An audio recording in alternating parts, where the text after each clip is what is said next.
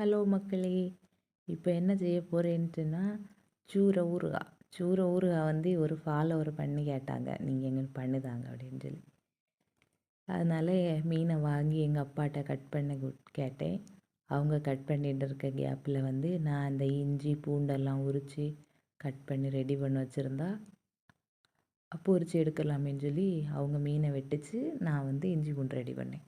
அது முடிஞ்ச உடனே அவங்க மீனை கட் பண்ணி தந்தியாச்சு அழகாக கழுவி. அதில் கொஞ்சம் உப்பு, அதுக்கப்புறமா கொஞ்சம் மிளகு பொடி, தேவையான அளவு, கொஞ்சம் இல்லை தேவையான அளவு, பொரிச்சதுக்கு எவ்வளோ தேவையோ அவ்வளோ.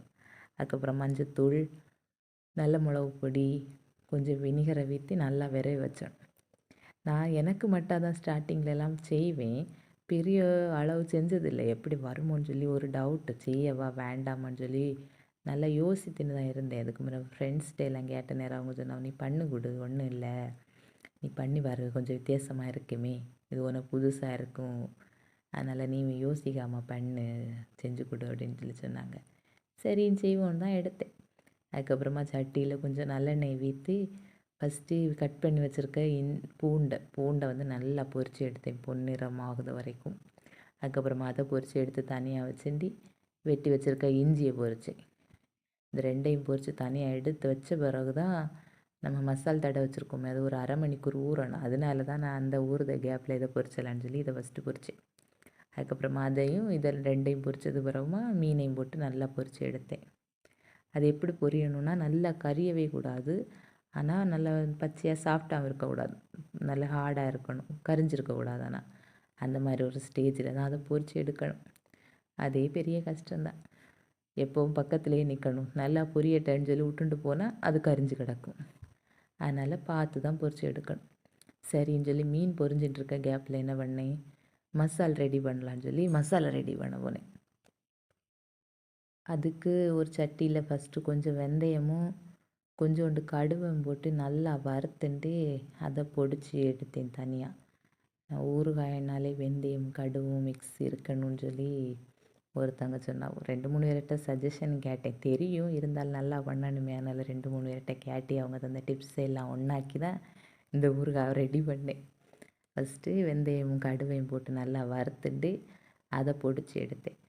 அதுக்கப்புறமா அந்த பொடிச்ச அந்த மசால் தூள், அதுக்கப்புறமா நம்ம ஊறுகாய்க்கு தேவையான அளவு மிளகு பொடி, கொஞ்சம் ஊறுகாய் தேவையான அளவு உப்பு, அதுக்கப்புறமா வினிகர். நம்மளுக்கு எவ்வளோ இந்த இது மாதிரி வேணுமோ, கிரேவி மாதிரி வேணுமோ அந்த அளவுக்குள்ள மசாலா ஃபஸ்ட்டே ரெடி பண்ணி வச்சுருக்கணுமா. அதனால் நம்ம வினிகர் எல்லாம் அதே நேரம் ஊற்றி நல்லா கலக்கி வச்சுருக்கணும். அப்புறம் இந்த வினிகர் ரெடி பண்ணேன். அப்புறம் கருவேப்பிலை, ஒரு 7-8 பச்சை மிளகெல்லாம் கட் பண்ணி வச்சோணும், அதையும் ரெடி பண்ணி வச்சுட்டு ஊறுகாய் பண்ண போனேன். நிறைய எண்ணெய் இருந்துச்சு, அதில் எண்ணெய் கொஞ்சம் பாதி ஊற்றி எடுத்துட்டு கடுகும் கொஞ்சம் வெந்தயமும் போட்டு நல்லா பொரிஞ்சது பிறகு கருவேப்பிலையும் பச்சை மிளகும் போட்டேன். அது நல்லா வதங்கின பிறகு இஞ்சி பூண்டை வந்து கொஞ்சம் ஆட்டு போட்டால் நம்மளுக்கு கிரேவி கொஞ்சம் நிறைய கிடச்சோம் அப்படின்னு சொன்னாவு, கொஞ்சம் டேஸ்ட்டும் நல்லா இருக்கும். அதனால் கொஞ்சம் இஞ்சி பூண்டை எடுத்து மிக்சியில் ஆட்டு வச்சு அதை போட்டு வதக்குனேன்.